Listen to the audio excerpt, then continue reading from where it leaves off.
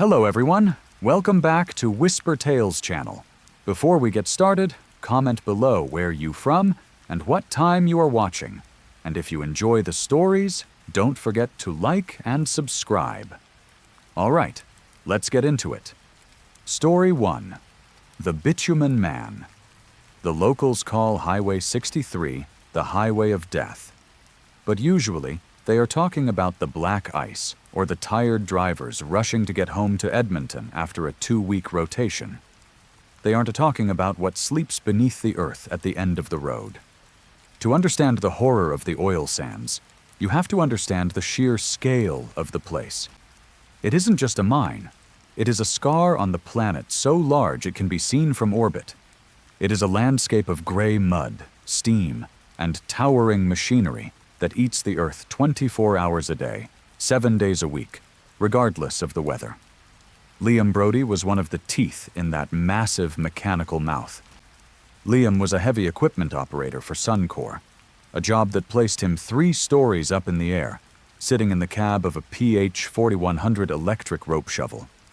To picture it, you have to imagine a building that moves on tank treads, equipped with a bucket arm strong enough to lift a school bus like it was a plastic toy. His job was monotonous and terrifying all at once. He had to scoop the overburden, the thick layers of sand and clay covering the oil deposits, and dump it into haul trucks the size of 2-story houses. It was 3 o'clock in the morning on a Tuesday in late November. The temperature outside was hovering around minus 35 degrees Celsius, a cold so deep it felt like it could freeze the breath in your lungs. In the mine, night doesn't really exist.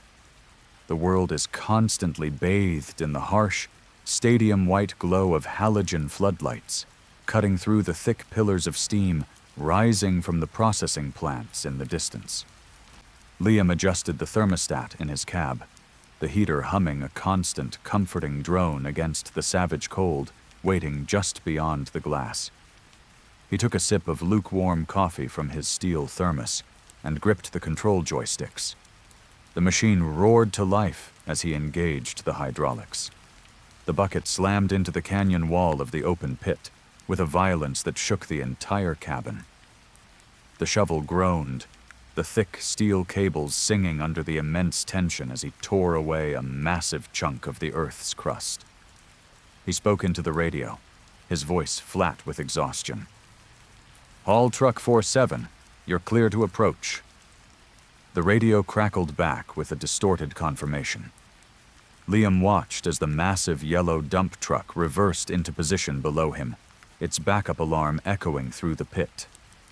He swung the boom, the gears grinding with the sound of metal on metal, dropped the load, and watched the truck roar away, its tires taller than any man. He was alone again. It was just him, the electric hum of the motors, and the low-fidelity sound of a country music station fading in and out on the radio. He turned the shovel back to the wall for the next scoop. He lowered the bucket teeth, aiming for a section of dark, frozen sand near the base of the pit. He engaged the drive to push the bucket forward.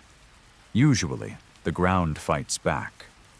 Frozen earth is like concrete. You feel the resistance vibrating through the joystick and into your bones.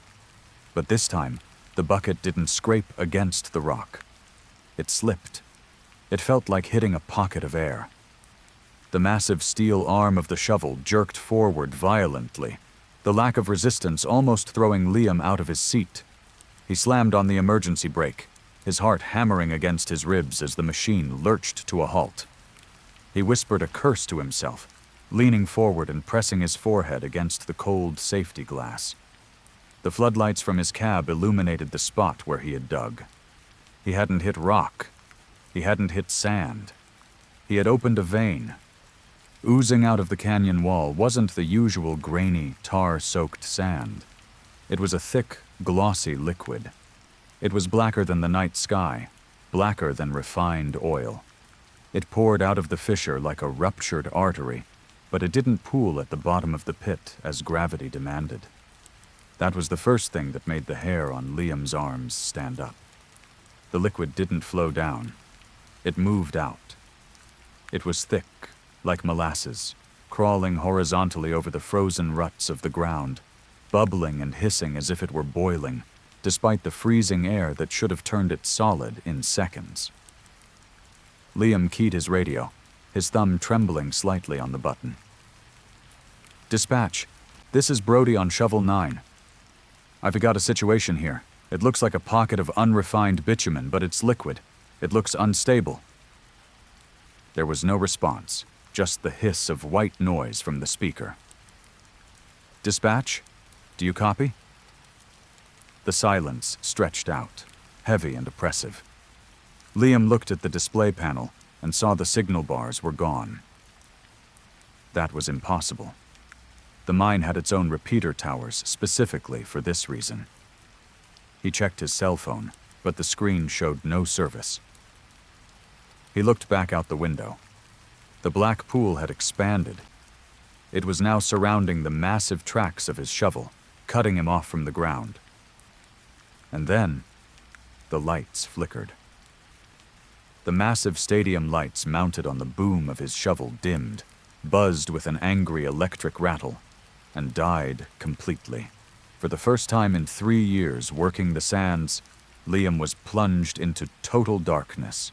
The only light came from the distant processing plant, miles away, glowing like a city on fire on the horizon. But down here in the pit, it was an abyss. Liam fumbled for his flashlight in his backpack, his breathing coming in shallow gasps. He clicked the switch, and a weak cone of light cut through the darkness. He shone it down at the tracks. The black sludge was climbing. It wasn't rising like water filling a tub. It was pulling itself up the steel treads of the machine. It moved with intent. It looked like muscle fibers made of tar, gripping the cold metal, hoisting itself up toward the cab 3 stories above. Liam's breath fogged in the cooling air of the cabin.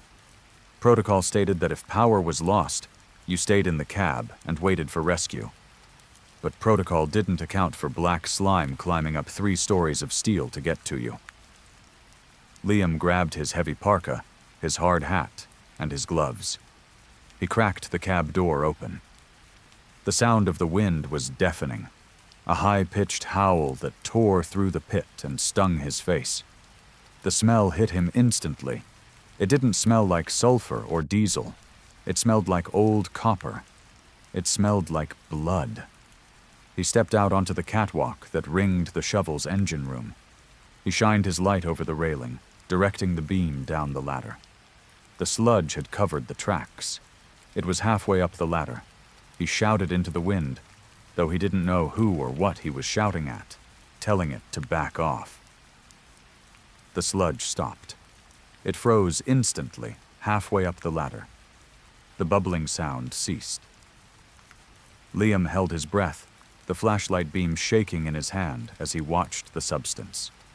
Slowly, agonizingly, the sludge began to detach from the ladder. It fell back to the ground with a wet, heavy impact.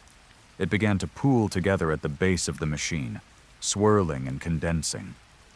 Liam watched in horror as the puddle grew vertically. It was building something. First, 2 thick columns rose from the mud, forming legs. Then a torso, broad and barrel-chested, knitted itself together from the muck. Then arms. And finally, a head. It stood there, 30 feet below him, bathed in the trembling beam of his flashlight. A statue made of living tar. It was a perfect silhouette of a man. Liam took a step back, his boot clanging loudly on the metal grating. The figure down below twitched. It took a step back. Liam raised his hand to shield his eyes from the blowing snow.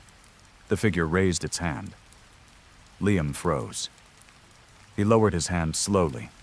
The figure lowered its hand slowly. It wasn't attacking. It was learning. Liam whispered a question into the wind, asking what it was. The figure tilted its head, mimicking the motion perfectly. It had no face, just a smooth obsidian surface where eyes and a mouth should be. But Liam felt a gaze piercing through him, heavier than the cold, studying his every micro-movement. Suddenly, the floodlights on the shovel roared back to life with a blinding flash and a loud electric crack. Liam winced, covering his eyes against the sudden brilliance. When he looked back down, the figure was gone. The black vein in the canyon wall was sealed shut. The ground was just dirt and frozen sand. There was no sludge, no monster, just the wind and the hum of the machinery. Liam collapsed against the railing, gasping for air. He tried to rationalize it. Shift psychosis. He had been working too many nights. It was just a hallucination brought on by sensory deprivation and exhaustion. The radio crackled to life, startling him. The dispatcher's voice came through clear, asking if everything was green, noting a power surge on his unit. Liam stared at the empty ground for a long moment before responding. He lied, telling them it was just a breaker trip, and that everything was fine. He finished his shift. He didn't have a choice. You don't walk off the job in the oil sands unless you want to freeze to death or get blacklisted from the industry. But every time he scooped a bucket of earth, he expected to see that black blood bleeding out of the ground. He didn't. At 6 o'clock in the morning, the shift change whistle blew, echoing across the valley. Liam climbed down the ladder, his legs feeling like jelly. He walked to his pickup truck parked at the muster point, constantly checking over his shoulder. The sunrise was struggling to break through the gray smog of the horizon, casting the world in a bruised purple light. He drove back to the camp. The work camps in Fort McMurray are like prisons designed by a budget furniture store. Long, modular hallways, hundreds of identical doors, shared bathrooms, and a cafeteria that always smells of bacon grease and industrial sanitizer. Liam walked down the hallway of Wing B. It was quiet. Most guys were either already asleep or eating breakfast. He swiped his key card, the lock clicking open, and threw his bag on the bed. He needed a shower. He felt dirty. Not just sweat dirty, but contaminated. He felt like the smell of that copper blood was stuck in his pores. He grabbed his towel and toiletries and walked down the hall to the communal showers. The bathroom was empty, thankfully. It was a sterile room with rows of white sinks, white tiles, and 5 shower stalls at the far end. The fluorescent lights buzzed overhead with a sickening yellow hue. Liam stripped off his coveralls, his thermals, and his socks. He stepped into the middle stall, turned the chrome knob, and let the hot water blast him. He stood there for 10 minutes, just letting the heat soak into his bones, scrubbing his skin until it was red. He closed his eyes, trying to wash away the image of the bitumen man standing in the pit. It was just a hallucination, a trick of the light and exhaustion. Then he heard the door to the bathroom open. Heavy boots walked on the tile. The sound was slow and rhythmic. The footsteps stopped near the lockers. A metal door creaked open and slammed shut. He heard the sound of a zipper, followed by the rustling of heavy clothes being removed. Whoever it was, they didn't speak. They just walked toward the showers. Liam heard the plastic rings of the shower curtain slide across the metal rod on the stall, directly to his right. The water turned on with a hiss. Liam kept his eyes closed, rinsing the shampoo from his hair. He didn't want to talk. He just wanted to finish up and sleep. But then he noticed the water running into the drain at his feet. The showers in the camp were slanted, so the water from all the stalls ran toward a central trough at the back wall. Liam looked down. The water swirling around his own feet was clear, but the water coming from the stall next to him was wrong. It was black. It wasn't just dirty, like someone washing off coal dust. It was thick, viscous. It swirled around the drain like living ink, moving with a slowness that defied the flow of the water. Liam froze. He reached up and turned off his water. The silence in the bathroom was absolute. except for the splashing coming from the stall next to him. Liam called out, asking if the guy next to him was all right. There was no answer, just the sound of aggressive scrubbing. It was a wet, squelching sound, like someone trying to peel a piece of fruit with their bare hands. Liam's heart started to hammer again. The smell returned. That copper blood tar smell began to fill the steam of the shower room, overpowering the soap. Liam crouched down slowly. He knew he shouldn't. Every instinct in his primate brain screamed at him to run, to grab his towel and bolt naked into the hallway. But he had to know. He lowered his head until he could see under the partition. He saw feet. They were pale. Human. But the water cascading down the legs was pitch black. The black substance was falling off the skin in thick, coagulated chunks. It was sliding off the calves, the ankles, and pooling on the floor. Liam held his breath. He watched as a hand reached down to scrub the shin. Liam stifled a scream. The hand had a tattoo on the wrist, a small, faded anchor. Liam looked at his own wrist. He had the same tattoo, a matching anchor he'd gotten in Halifax 10 years ago. He stood up, his mind reeling, the room spinning. It had followed him. It had ridden back on the truck, clinging to the undercarriage, waiting for him to lead it home. The water in the next stall turned off. The rings of the shower curtain shrieked as they were slid open. Liam backed into the corner of his wet stall, trembling. He heard wet footsteps slap against the tile. They didn't walk toward the lockers. They stopped right in front of Liam's curtain. A shadow fell across the white fabric, blocking out the fluorescent light. A voice called his name. It was his own voice. It wasn't an imitation. It wasn't a recording. It was his voice, his cadence, his exhaustion, captured perfectly. The voice told him that he had forgotten to wash behind his ears. A hand gripped the edge of Liam's curtain. Liam slammed his shoulder into the stall door, trying to keep it shut. But these were flimsy camp dividers. They weren't meant to keep monsters out. The curtain was ripped open with violent force. Liam screamed, slipping on the wet tile and crashing to the floor. He scrambled backward, shielding his face with his hands. Standing there, naked and dripping wet, was Liam Brody. But it wasn't a reflection. It was better.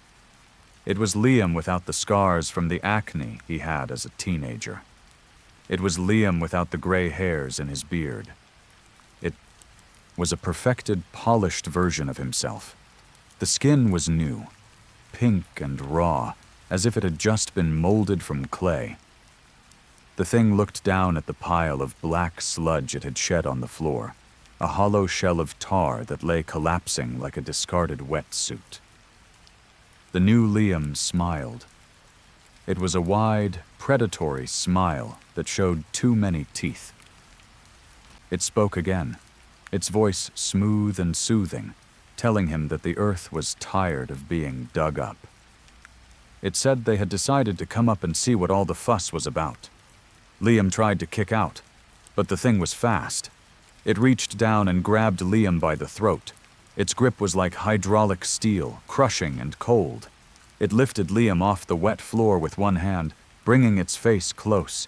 Its eyes were dark, swirling pools of bitumen, devoid of any white. It told him not to worry. It promised to finish his shift. It promised to call his mother on Sunday. It promised to live his life better than he ever did. Liam clawed at the hand, crushing his windpipe, but his fingers just sank into the flesh, as if the skin were made of thick, cooling wax. As the darkness took him, the last thing Liam saw was his own face, staring back at him with a look of pure, industrial indifference. They found Liam Brody's body 3 days later. Or rather, they found a body. It was stuffed into the intake pipe of a tailings pond, miles away from the camp. The coroner said it looked like he had been swallowed by the muskeg, his lungs full of tar, his skin stained permanently black. But if you ask the shift supervisor, he'll tell you that that's impossible. He'll tell you that Liam Brody didn't die 3 days ago. He'll tell you that Liam Brody clocked in this morning. He's sitting in Shovel 9 right now, digging deeper than anyone has ever dared to dig, with a smile on his face that never, ever fades. Story 2. The Drumheller Echo. If you drive east of Calgary long enough, the prairies just drop away. The flat, golden fields of wheat suddenly collapse into the earth, revealing a canyon of red stripes, sandstone coulees, and alien rock formations known as hoodoos. This is the Canadian Badlands. It is a graveyard of the prehistoric world, a place where the wind howls through the canyons like it is mourning the millions of years of death buried beneath the dust. Dr. Sarah Jenkins knew the sound of that wind better than she knew the sound of her own breathing. As the lead paleontologist for a private research grant, she had spent the last 20 summers digging in the dirt of Dinosaur Provincial Park. She was a woman of science, of hard facts and carbon dating. She didn't believe in ghosts, and she certainly didn't believe the local legends about the spirits that guarded the valley. But that was before she found the ribcage. It was late August, the kind of heat that makes the air shimmer and dance above the rocks. Sarah was working a remote site in a restricted area of the park, miles away from the tourists taking selfies on the public trails. With her was Marcus Reed, a 22-year-old grad student from the University of Alberta. Marcus was eager, bright-eyed, and desperate to find something that would put his name on a plaque in the Royal Tyrrell Museum. They were brushing away layers of sandstone from a cliff face when Marcus S. trowel hit something hard. It didn't make the dull thud of rock hitting rock. It made a ringing sound, like striking heavy ceramic or a dense metal bell. Marcus called out to her, his voice cracking with excitement. He claimed he had found something massive. Sarah walked over, wiping the sweat and grit from her forehead with the back of her glove. She knelt beside him. Embedded in the rust-colored rock was a bone. It was a rib, but the scale was wrong. It was too thick, curved at an angle that defied the anatomy of the hadrosaur they were supposed to be excavating. And the color was wrong. Fossilized bone usually turns the color of the rock it is buried in, taking on browns, tans, and rusty reds. This bone was black. Not dark brown, but a deep, light-absorbing obsidian black. Sarah reached out to touch it. She expected the cold, rough texture of stone. Instead, she pulled her hand back instinctively. The bone was warm. It wasn't hot from the sun. The rock surrounding it was cool in the shade of the overhang. The heat was coming from inside the fossil, a low, steady radiation like a dying ember in a campfire. Marcus asked her what she thought it was, his eyes wide with a mix of fear and curiosity. Sarah didn't answer immediately. She took her brush and cleared more of the dust. As she exposed more of the black rib, a physical sensation washed over her. It was a pressure in her ears, the kind you feel when an airplane descends too quickly. The air around them seemed to thicken, muting the sound of the wind and the distant cry of a hawk. She told Marcus to bag it. She said they would take it back to their forward camp for analysis. She tried to sound professional, detached, but her stomach was twisting in knots. She knew, with a primal certainty that bypassed her logical brain, that this thing should have stayed in the ground. Their camp was set up in a small depression in the valley floor, sheltered by 3 tall hoodoos that looked like sentinels watching over them. By the time they hiked back, the sun was setting, painting the Badlands in violent shades of purple and bruised orange. They placed the artifact on the folding table in the center of camp. It was about the size of a human femur, but curved and dense. As night fell, the silence of the Badlands usually took over. The coyotes would yip in the distance, and the crickets would sing. But tonight, there was nothing. No coyotes, no insects. Even the wind had died down to a complete, suffocating standstill. Sarah sat by the propane lantern, the gas hissing quietly, trying to update her field journal. She couldn't focus. A sound was beginning to bleed into her consciousness. It wasn't a sound. She heard with her ears. It was a sound she felt in her teeth. It was a low-frequency vibration, a hum that sat right on the edge of perception. Marcus was sitting across from her, staring at the black bone. He hadn't touched his dinner. He was just watching it, his head cocked to the side like a dog listening to a whistle that no one else could hear. Sarah asked him if he could hear that noise, a low humming sound. Marcus didn't look up. He whispered that it wasn't humming. He said it was singing. Sarah felt a chill that had nothing to do with the dropping temperature. She told him to pack the artifact away in the reinforced sample case. She wanted it shielded. Marcus hesitated. He reached out a hand toward the black surface. Sarah snapped at him, her voice sharp and commanding. She ordered him to put it away. Marcus flinched, snapping out of his trance. He nodded slowly, grabbed the heavy plastic case, and locked the bone inside. He shoved the case under the table. The hum didn't stop, but it dulled, retreating to the back of her skull. They went to their separate tents.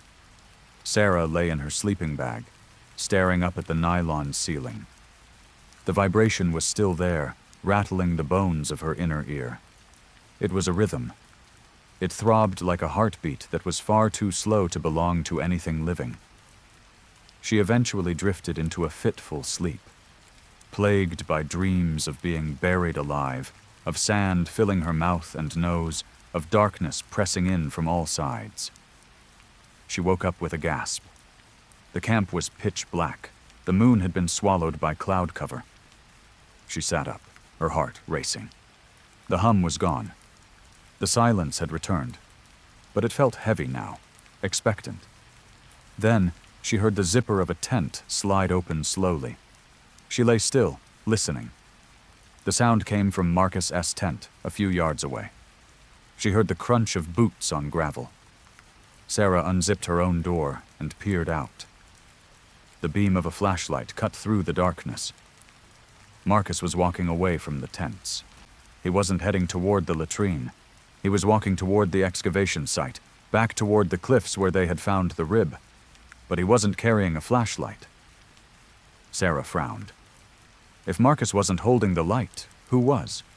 She realized with a jolt of terror that the light wasn't a beam cutting through the dark.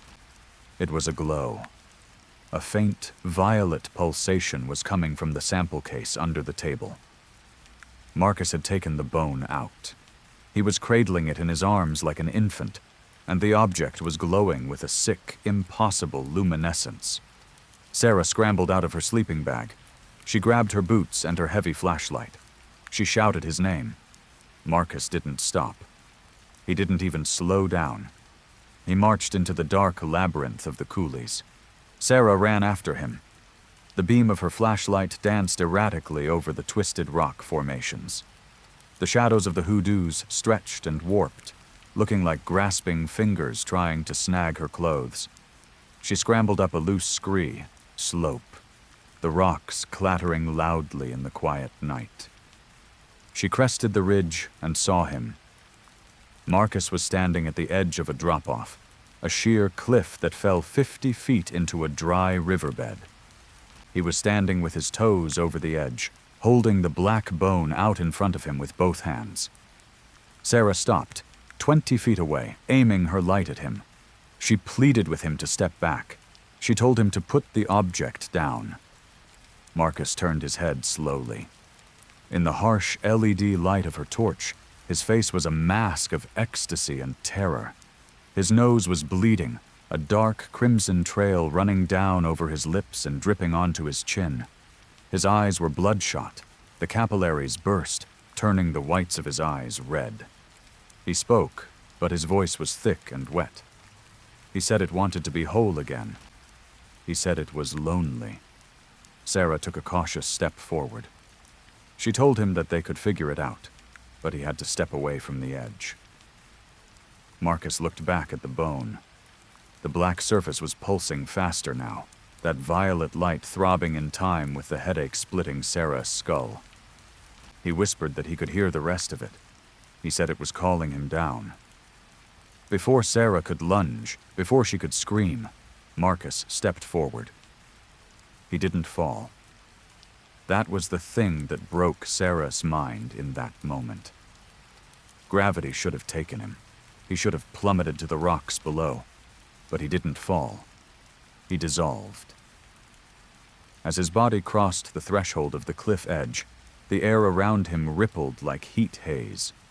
Marcus's body seemed to stretch, warping and elongating like taffy being pulled apart. He didn't scream. He just unspooled. His arms, his legs, his torso twisted into spirals of meat and fabric and were sucked violently into the black bone he was holding. It happened in the blink of an eye. 1 second, a man was standing there. The next, there was a sharp popping sound like a vacuum seal breaking, and he was gone. The black bone fell to the ground with a heavy, dull thud. Sarah stood frozen on the ridge, the wind finally kicking up, whipping her hair across her face. She was alone. She scrambled forward, dropping to her knees where Marcus had stood. She shone her light over the cliff edge. There was nothing below but dry rocks and dust. No body, no blood, no sign of a fall.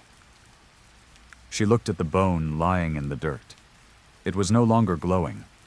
It was back to its inert obsidian black. But it looked different now. It looked slightly larger. The surface was no longer smooth. It had fresh texture, new ridges that hadn't been there before. Sarah reached out her trembling hand. She didn't want to touch it, but she had to know. She had to understand what she had just seen. She picked it up. It was searingly hot, bordering on painful, and it was heavy, much heavier than it had been hours ago. She held it there in the darkness, her breath coming in ragged sobs. She was about to throw it over the cliff, to rid herself of the cursed thing, when she felt the vibration again. It wasn't a hum anymore.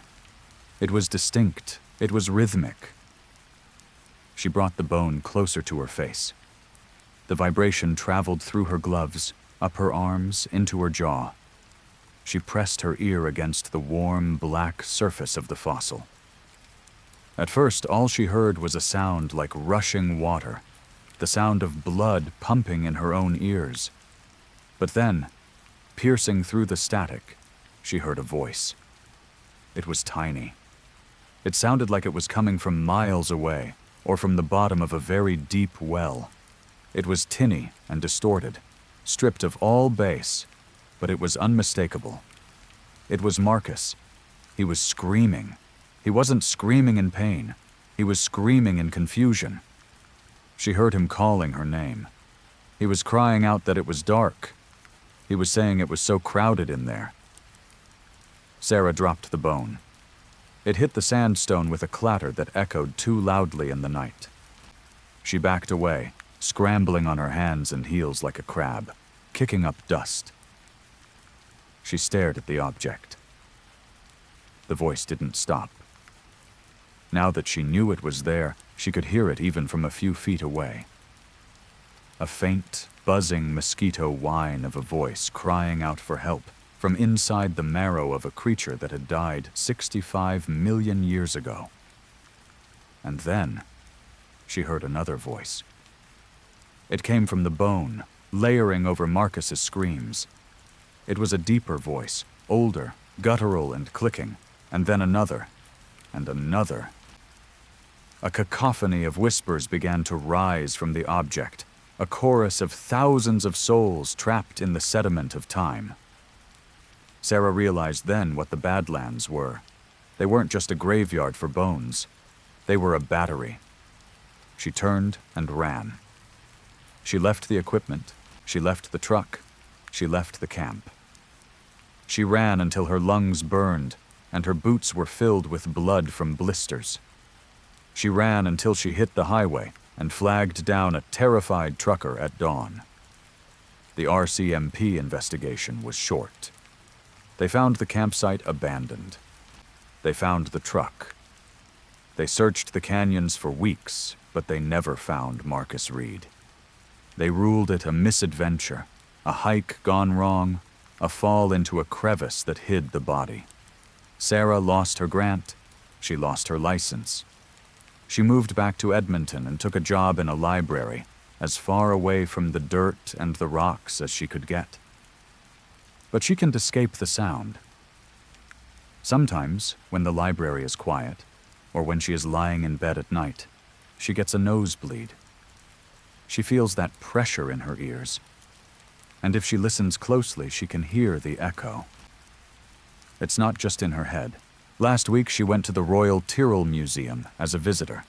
She walked through the dinosaur hall, surrounded by the towering skeletons of the great beasts. She stopped in front of a massive display case containing a T-Rex skull found in the same valley where she had worked. She pressed her hand against the glass. The glass was warm, and from inside the skull, faint enough that only she could hear it, 1,000 tiny voices were screaming to be let out, and the loudest among them was screaming her name. Story 3. The Mall After Midnight.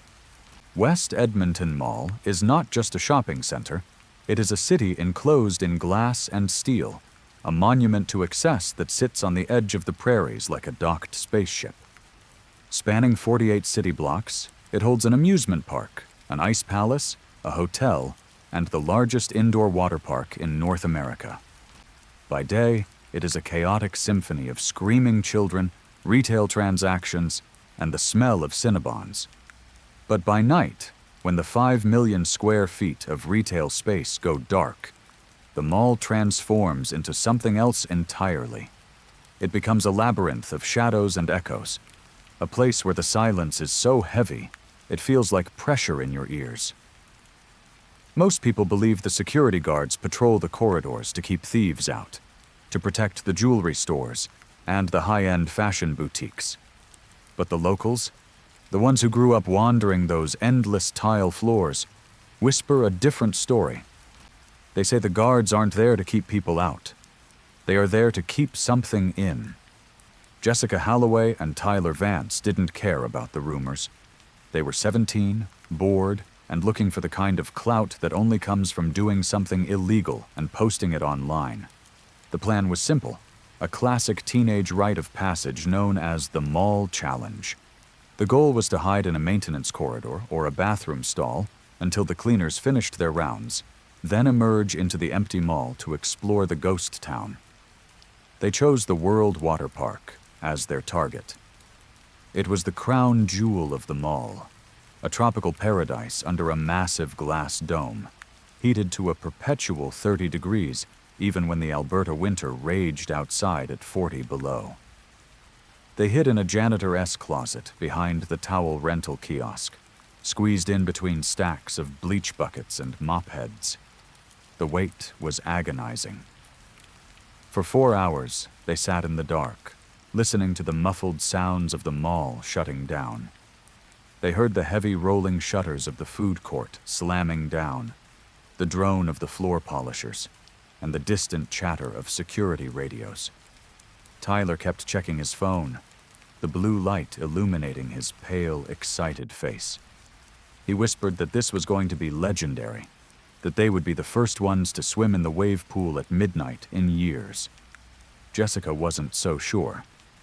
As the hours ticked by, the closet felt less like a hiding spot and more like a cage. The air grew stale, and a strange smell began to seep out of the drains in the floor, a scent that was partly chlorine and partly something rotten, like wet dog and old meat. At 2 a.m, the mall finally fell silent. Tyler cracked the door open. The corridor outside was bathed in the dim, amber glow of the emergency lights. They crept out, their sneakers squeaking softly on the damp tiles. The changing rooms were empty, a maze of blue lockers standing like silent soldiers. They moved toward the main deck of the water park. Stepping out from the locker rooms onto the beach was a surreal experience. The massive glass dome overhead showed a sky choked with clouds, reflecting the light of the moon in fractured shards. The water park was vast, a concrete valley filled with slides that twisted like colorful intestines. But the centerpiece was the wave pool. By day, it was a sparkling blue oasis. By night, under the shadows, it looked like a black lake, perfectly still and ominously deep. The humidity hit them instantly, a thick, suffocating blanket of moist air that made their clothes stick to their skin. The smell of chlorine was overpowering, burning their nostrils, but beneath it, that other smell lingered, the scent of rot. Jessica walked to the edge of the water. The pool was massive, sloping gently from the shallow shore down to the deep end, where the mechanical wall generated the artificial waves. Usually the water was crystal clear. Tonight it looked murky, opaque, as if someone had poured gallons of gray paint into the filtration system. Tyler didn't seem to notice. He stripped off his shirt and jeans, revealing his swim trunks underneath. He whooped, the sound echoing sharply off the glass dome, and ran into the shallows. He splashed through the ankle-deep water, kicking up sprays that looked like oil in the dim light. He turned back to Jessica, waving his arms, urging her to come in. He shouted that the water was warm, that it was perfect. Jessica hesitated. She looked at the deep end of the pool, 200 feet away. The water there was pitch black, a void that seemed to absorb the ambient light. She felt a primal instinct flaring in her chest, a voice telling her that apex predators didn't only live in the ocean. They lived wherever there was water deep enough to hide them. But she didn't want to look like a coward. She took off her shoes and stepped onto the textured concrete of the pool floor. The water was warm, uncomfortably so. It felt slimy against her skin, thicker than normal water, clinging to her ankles with a gelatinous weight. She waded in until the water was at her waist. Tyler was already out past the 5-foot marker, treading water near the middle of the pool. He was laughing, splashing water at the empty lifeguard chairs. Suddenly, a deep, mechanical groan vibrated through the deck. It was a sound of grinding gears and rushing hydraulics. Jessica froze.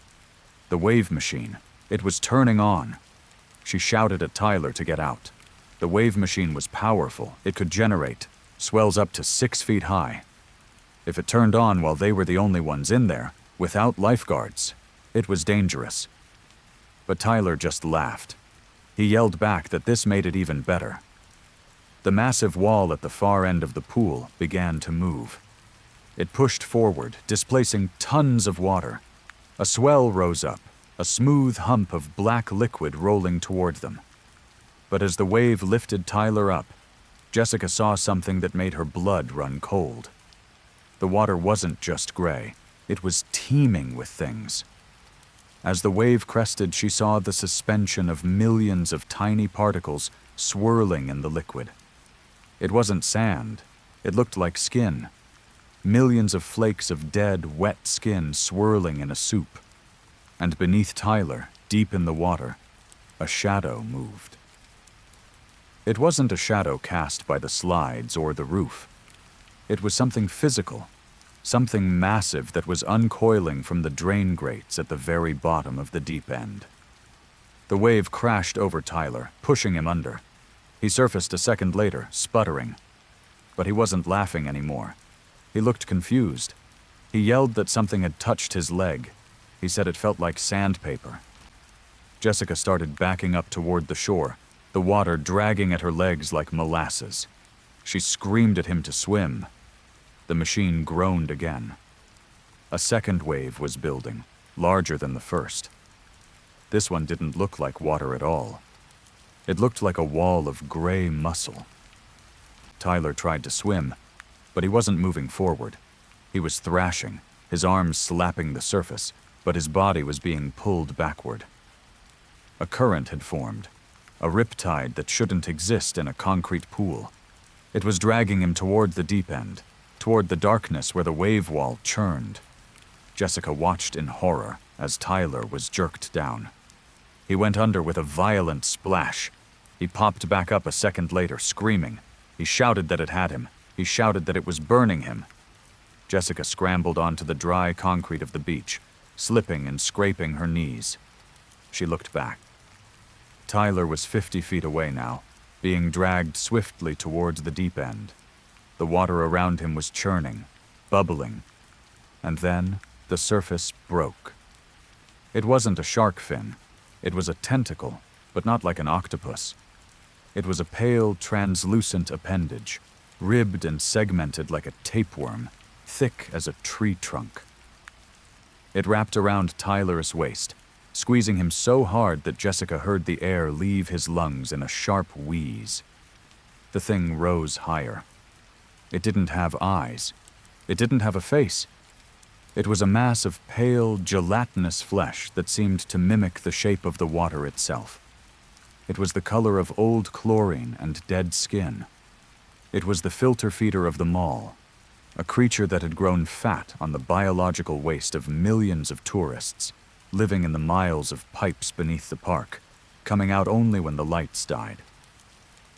It lifted Tyler into the air. He was limp, his eyes rolling back in his head. The creature opened a vertical slit in its torso. A mouth, filled with rows of translucent, needle-like teeth that spun like a garbage disposal. Jessica screamed, a sound that tore her throat. She backed away, hitting the wall of the towel kiosk. She expected security to burst in.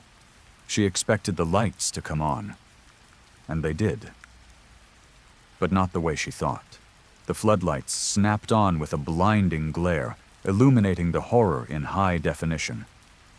The creature hissed, a sound like steam escaping a pipe, and sank back into the murky water, taking Tyler with it.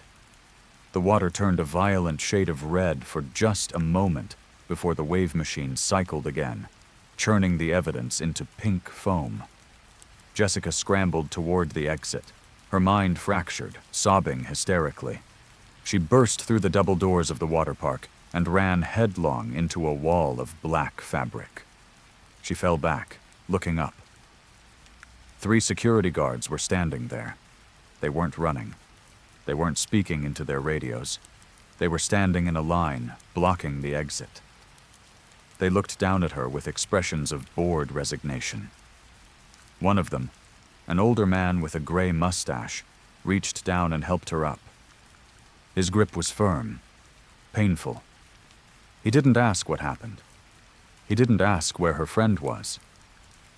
He looked over her shoulder at the water park, where the water was slowly settling back to calm. He sighed, a sound of deep annoyance. He muttered to the other guard that the filtration system was going to be clogged again. He said that was the second one this month. Jessica stared at him, her mouth opening and closing, unable to form words. She realized then that they knew. They had always known. The creature wasn't an infestation. It was a tenant. It was part of the ecosystem. The mall was a city, and every city has monsters that live in the sewers. The guards didn't patrol to protect the stores. They patrolled to make sure the sacrifices were kept to a manageable number, to make sure the thing in the water was fed just enough to keep it from coming out of the dome and into the food court. The guard looked back at Jessica. He told her she was banned from the property.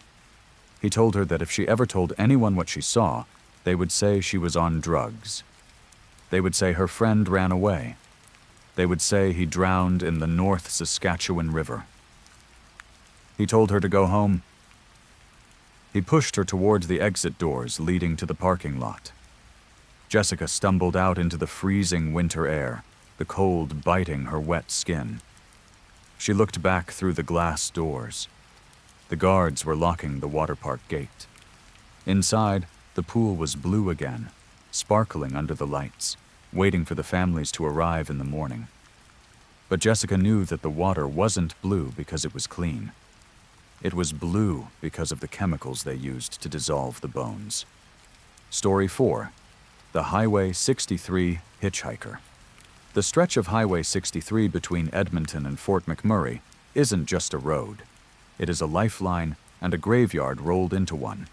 It cuts through the boreal forest like a surgical incision, a 2-lane ribbon of asphalt surrounded by endless, suffocating pines and muskeg. In the winter, the temperature can drop to 50 below, turning the road into a sheet of black ice that stretches for hundreds of kilometers without a single town or gas station in sight. It is a place where mistakes are fatal, where if your engine dies, the cold will kill you long before a tow truck arrives. Truckers call it the suicide run, not just because of the reckless drivers rushing to the oil fields, but because of the isolation. Out there, in the dead of night, your mind starts to play tricks on you. You see things in the trees. You see lights that aren't there. Gordy McAllister had been driving this route for 30 years. He was a man made of coffee, nicotine, and stubbornness. He drove a Peterbilt 389, hauling heavy equipment up to the Suncor sites. He knew every curve, every pothole, and every ghost story associated with the highway. He didn't believe in ghosts, but he respected the cold. He knew the cold was a living thing, a predator that waited for you to stop moving so it could eat you. It was 2 a.m. on a Tuesday in January. The thermometer on his dashboard read -42. The heater in the cab was fighting a losing battle against the frost creeping into the corners of the windows. Gordy was exhausted, his eyes gritty, fueled only by a thermos of lukewarm Tim Hortons dark roast. He was about 200 kilometers north of Wandering River, the most desolate stretch of the trip. The headlights of his truck cut a tunnel through the darkness, illuminating nothing but snowbanks and the reflective eyes of the occasional deer. Then he saw her. She was standing on the shoulder of the southbound lane, just on the edge of the gravel. In the split second his lights washed over her, Gordy's brain refused to process what he was seeing. It was -42. A human being exposed to that temperature would be dead in minutes. But she wasn't wearing a parka. She wasn't wearing boots. She was wearing a thin, floral print summer dress, sleeveless, with bare feet buried in the snow. Her skin was pale, almost blue in the LED light. Gordy slammed on the brakes. The air brakes hissed violently, and the heavy trailer shuddered as the truck skidded to a halt on the icy road. He threw it into neutral and engaged the parking brake. He grabbed his heavy coat and his flashlight, heart hammering in his chest. No one survives out here dressed like that. He assumed she was a victim of a car crash, dazed and in shock, wandering away from a wreck in the woods. He opened the door, and the cold hit him like a physical blow, stealing the breath from his lungs. He jumped down and ran around the front of the truck. She was still there. She hadn't moved. She was standing perfectly still, facing north, back toward Fort McMurray. She wasn't shivering. That was the first thing that scared him. At that temperature, the body convulses violently. But she stood as still as a statue. Gordy shouted at her, asking if she was okay, asking where her car was. She turned her head slowly to look at him. Her eyes were dark, devoid of pupils, just endless pools of black. But her face was young, maybe 20 years old, with long blonde hair that hung limp and frozen around her shoulders. She didn't speak. She just raised a hand and pointed at the passenger door of his truck. Gordy didn't argue. He wasn't going to leave a girl to freeze to death, ghost or not. He guided her to the passenger side, helped her climb up into the high cab, and slammed the door shut. He ran back to the driver's side and climbed in, cranking the heater up to maximum. He looked at her. She sat stiffly in the seat, staring straight ahead through the windshield. She didn't look at him. She didn't say, "Thank you."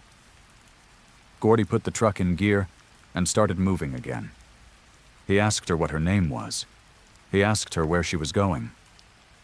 She didn't answer. She just sat there, her hands folded in her lap.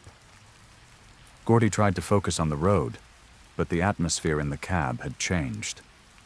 The air, which had been warm and stale with the smell of old coffee, was rapidly cooling. He glanced at the temperature gauge on the dash. The engine temp was dropping. That was impossible. A diesel engine under load generates massive heat. He looked over at the girl. She was changing. The frost that had been clinging to her hair was melting. Water dripped from her nose and chin. Her skin, which had been blue-white, was flushing pink. She was sweating. Beads of perspiration were forming on her forehead and running down her neck. Gordy frowned. He turned the heater down a notch, thinking maybe he had overdone it. But then he felt it. A draft. A coldness radiating from the passenger seat that was colder than the air outside. It wasn't just cold. It was a vacuum. It felt as if the heat was being sucked out of the air, out of the dashboard, out of him. He asked her if she was hot. She turned to look at him again. She smiled. It was a small, tight smile. She still didn't speak. But as she smiled, Gordy saw steam rising from her skin. Not the steam of breath in cold air, but the steam of something boiling. Gordy's teeth started to chatter. He looked at his own breath. It was fogging heavily in the cab. He looked at the side window.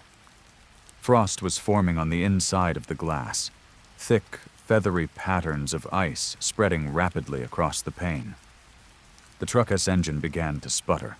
The temperature needle plummeted to the blue zone. The oil pressure light flickered. Gordy panicked. If the truck died out here, they were dead.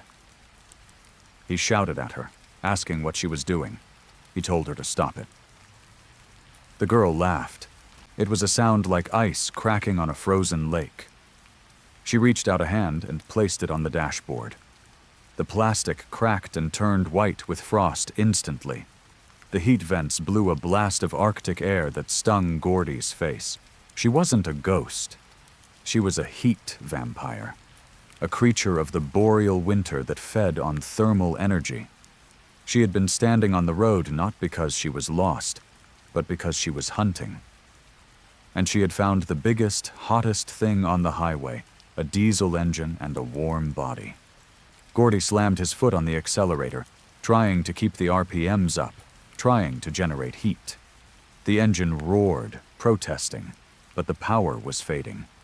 The fuel in the lines was gelling, turning to wax despite the additives. The windshield was now completely opaque with ice, except for a small circle Gordy desperately scratched out with his fingernails.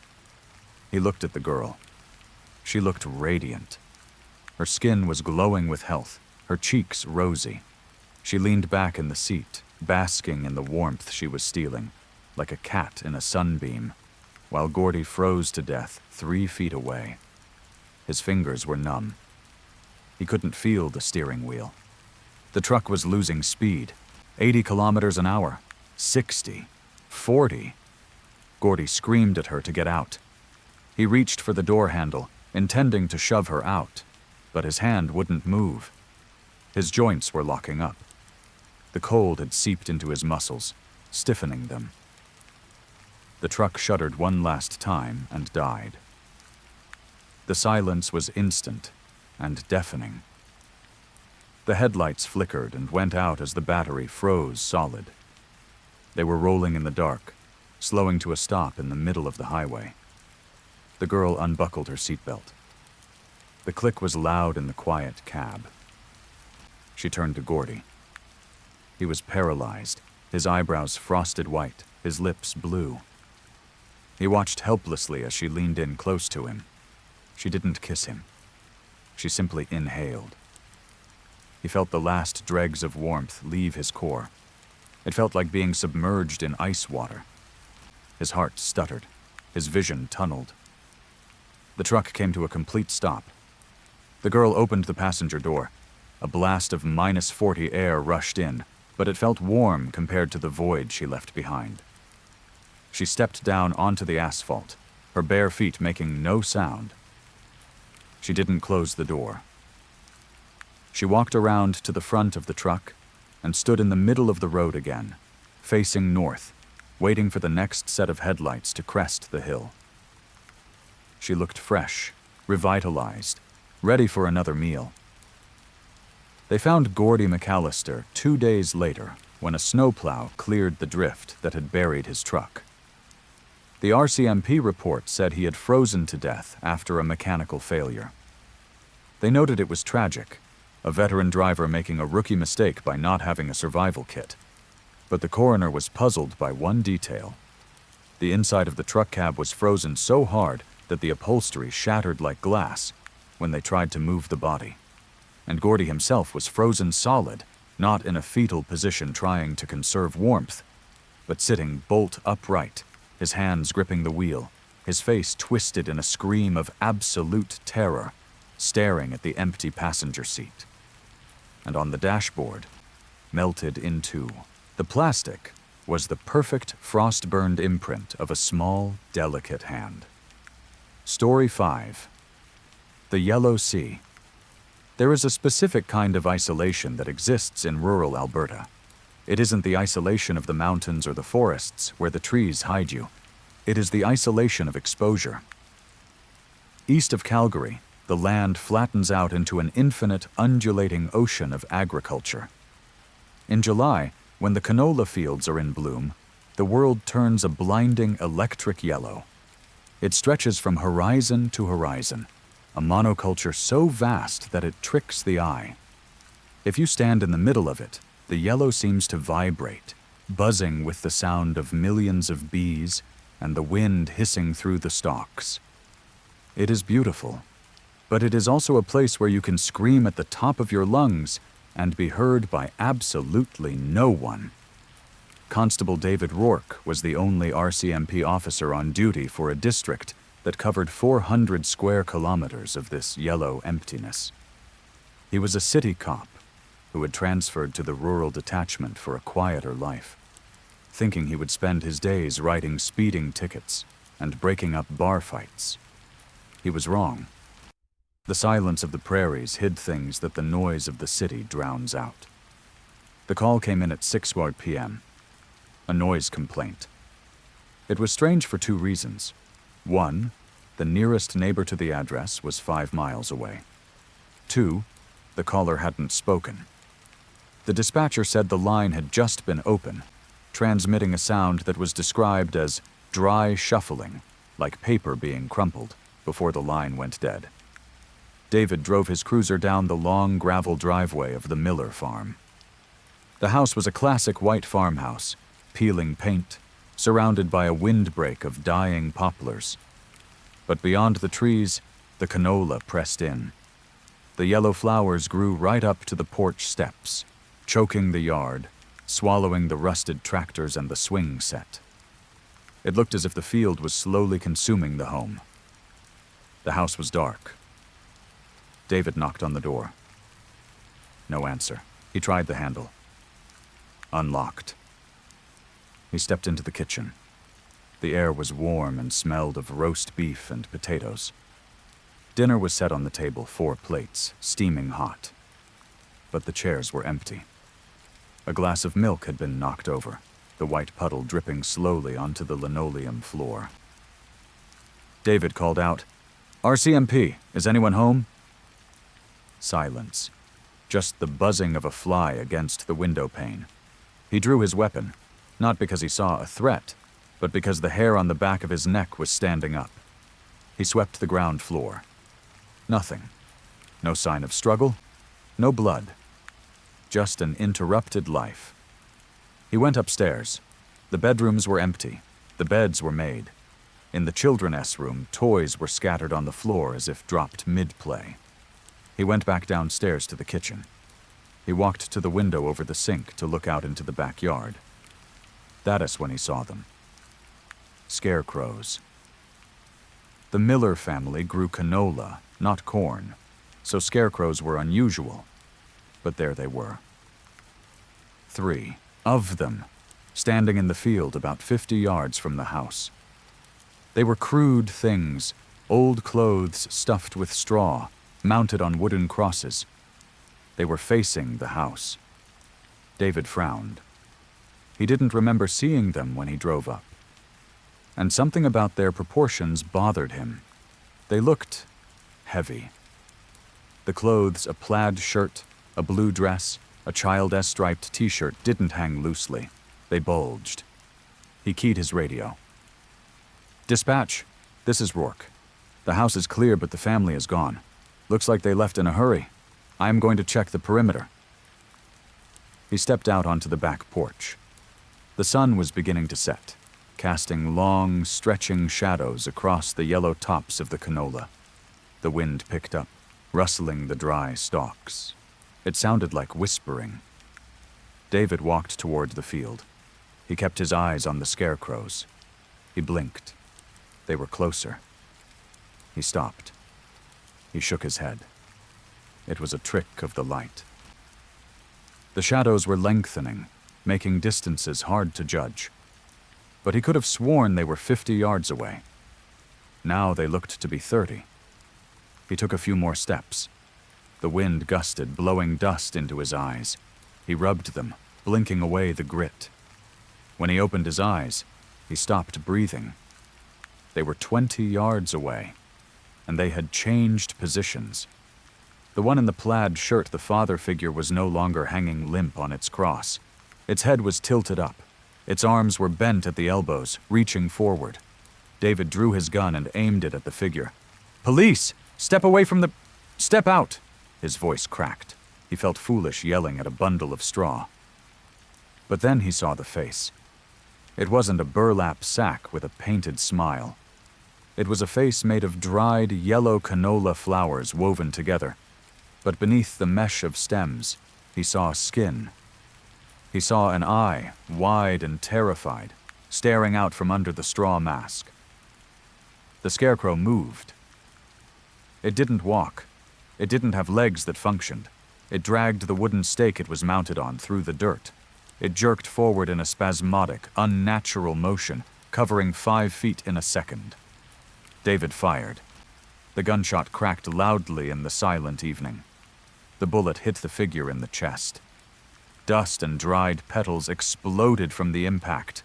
The figure didn't stop. It just jerked back and then lurched forward again. Behind it, the other 2 scarecrows, the woman and the child, began to move. They were sliding through the canola like sharks in water, the yellow flowers parting around them. They were making sounds now. Muffled, suffocated sounds. David realized with a sick, cold horror what he was looking at. They weren't monsters wearing clothes. They were the millers. Something the field itself, or some spirit that lived in the grain, had taken them. It had stuffed them. It had forced straw and roots down their throats, into their lungs, under their skin, turning them into living effigies. And now it was using their bodies to harvest more. David turned and ran back to the house. He scrambled up the porch steps and slammed the door, locking the deadbolt. He backed away into the kitchen, his gun shaking in his hand. He looked out the window. The field was moving. It wasn't just the wind. The entire ocean of yellow was rippling, converging on the house. And standing right at the window, pressing its face against the glass, was the child scarecrow. The straw mask had shifted. He could see the little boy's mouth. It was sewn shut with twine, but the lips were moving. He was begging to be let in. David fired again, shattering the window. The scarecrow fell back, but a vine, a thick, green tendril of canola, shot through the broken pane. It wrapped around David's ankle. He screamed and kicked at it, but the vine was strong as steel cable. It dragged him across the linoleum. He clawed at the floor, at the table legs, pulling the dinner plates down with a crash. More vines burst through the floorboards. The house wasn't a shelter. It was an island in a rising tide, and the tide was coming in. The yellow flowers poured into the kitchen, smelling of sweet pollen and rotting meat. They dragged him out the back door. David Rourke was a strong man, but he couldn't fight the earth. As they pulled him into the field, the tall yellow stalks closed over his head like water. The last thing he saw was the evening sky, turning a beautiful, indifferent purple before the straw was shoved into his mouth to silence his screams. The next day, a deputy came to check on Rourke when he didn't report in. He found the cruiser parked in the driveway. He found the house empty, the kitchen destroyed. But he didn't find Rourke. He did, however, notice something odd in the field. Standing amidst the canola, about 50 yards from the house, were 4 scarecrows. They stood in a row, facing the road, waiting. The 4th one was wearing an RCMP uniform. It looked fresh, and as the deputy watched, the wind blew, and the 4th scarecrow slowly, stiffly, raised its hand in a wave. Story 6. Room 873's neighbor. The Banff Springs Hotel is often called the Castle in the Rockies. It sits majestically at the base of Sulphur Mountain, a sprawling Gothic structure of stone and copper roofs that looks like it was ripped from the Scottish Highlands and dropped into the Canadian wilderness. It is a place of luxury, history, and secrets. They say every grand hotel has a ghost, but the Banff Springs has a population. There is the bride who fell down the marble staircase, the bellman who never clocked out, and the spirits of the guests who checked in but never left. But the staff don't talk about Room 873. Officially, Room 873 does not exist.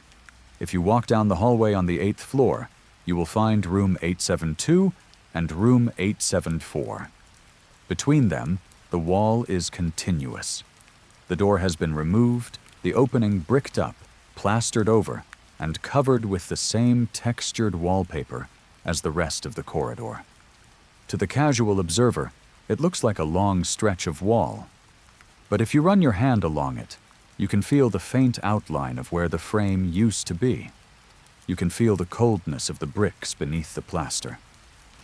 The legend says a family was murdered in that room decades ago, a father, a mother, and a young daughter. The guests complained of screams in the night, of bloody fingerprints appearing on the mirror that couldn't be cleaned. So the management sealed it. They entombed the room to silence the stories. Elias Thorne didn't believe in the legends. He was a writer, a cynic, and a man running away from his own grief. His wife, Clara, had died 6 months ago in a car accident, leaving him with a hollow chest and a severe case of writer S-block. He checked into the Banff Springs, hoping the isolation and the mountain air would help him finish his manuscript. By a twist of fate, or perhaps a cruel joke by the reservation system, he was assigned Room 874. It was a beautiful room, with a view of the Bow Valley and the jagged peaks beyond. But the first night, Elias couldn't sleep. The silence of the hotel was heavy. At 2 a.m. he was lying in bed, staring at the ceiling, when he heard it. Knock, knock, knock. It was a soft, tentative sound. It wasn't coming from the hallway. It was coming from the wall beside his bed, the wall shared with the missing room. Elias sat up. He told himself it was the pipes. Old hotels settle. They groan and creak. He lay back down. Knock, knock, knock. It was louder this time, deliberate. Someone was knocking on the other side of the plaster. Elias got out of bed and pressed his ear against the wall. He held his breath. He whispered a hello. A voice called back. It said his name. It was faint, muffled by layers of brick and drywall, but it stopped his heart. It was Clara. He stumbled back, his legs hitting the edge of the bed. It was impossible. Clara was dead.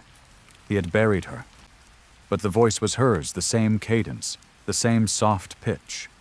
She asked him to let her in. She said it was cold in there. Elias began to shake. He grabbed the heavy brass lamp from the bedside table. He stood there, staring at the wallpaper, waiting for the punchline, for the hallucination to end. She pleaded with him. She said she found a way back but was stuck. She told him he had to open the door. Tears streamed down Elias's face. Grief is a powerful drug. It makes you willing to believe the impossible if it means one more moment with the person you lost. He didn't call the front desk. He didn't run. He put the lamp down and took out his pocket knife. He started to scratch at the wallpaper. He peeled back a strip, revealing the white plaster underneath. He began to chip away at it. The plaster was old and brittle. It crumbled easily. He worked feverishly, his hands bleeding, dust coating his pajamas. He wasn't thinking about the hotel, or the damage deposit, or sanity. He was thinking about Clara. He worked for hours. By 4 a.m., he had cleared a hole the size of a dinner plate. He could see the bricks now. They were dark, rough-hewn stone. He sobbed that he was almost there. She urged him to hurry, saying the others were waking up. Elias grabbed the heavy base of the lamp and swung it at the bricks. The mortar was old and degraded. The first brick came loose with a cloud of dust. Then the second. He pulled them out with his bare hands, tossing them onto the carpet. A hole opened up into the darkness of room 873. A draft of freezing air hit him, smelling of stale perfume and copper. Elias grabbed his phone and shined the flashlight into the breach. He expected to see a rotted, abandoned hotel room. He expected dust sheets and old furniture. Instead, he saw his own room. It was a mirror image of room 874. The bed was made. The luggage rack was empty. But everything was reversed. The window was on the left, not the right. The bathroom door was on the opposite wall. And sitting on the edge of the bed, facing away from him, was a woman. He called out her name. The woman stood up. She was wearing the dress Clara had been buried in. Her hair was perfect. She turned around slowly. Elias lowered the light, his heart soaring with impossible hope. But it wasn't Clara. The face was Clara S., but the eyes were gone. In their place were smooth patches of skin, and her mouth was sewn shut with thick black thread. She wasn't speaking. The voice he had heard wasn't coming from her lips. It was coming from the corner of the room, from the shadows. The voice said she couldn't talk. It said they took her voice to trick him. Elias swung the light toward the corner. Standing there was a man. He looked like Elias. He was wearing Elias' pajamas. He had Elias' face, but he looked rotted. His skin was gray and sloughing off the bone. His eyes were yellow and predatory. The rotted Elias smiled, revealing teeth that were sharpened to points. He said they needed a door. He said they had been waiting for a widower, someone desperate enough to dig. Elias tried to back away, to scramble back into his own room, but the hole in the wall was pulling him. The air pressure shifted violently. A vacuum formed, sucking the air out of room 874 and into the sealed chamber. Elias grabbed the doorframe, screaming. The creature lunged. It didn't crawl through the hole. It reached through the space between dimensions. Its hand, cold and slimy, grabbed Elias's wrist. It was incredibly strong. It pulled him forward. Elias kicked and thrashed, but he was being dragged into the hole. The creature hissed that he wanted to be with her, and now he could be, forever. With a final, violent yank, Elias was pulled through. He tumbled onto the carpet of room 873. He scrambled up, looking back at the hole. Through it, he saw his own room, room 874. It looked warm, safe, and lit by the morning sun. And then he saw the bricks moving. On the other side, inside room 874, the bricks were lifting themselves off the floor. They were flying back into place, sealing the hole from the outside. Elias screamed, throwing himself at the wall. He begged to be let out.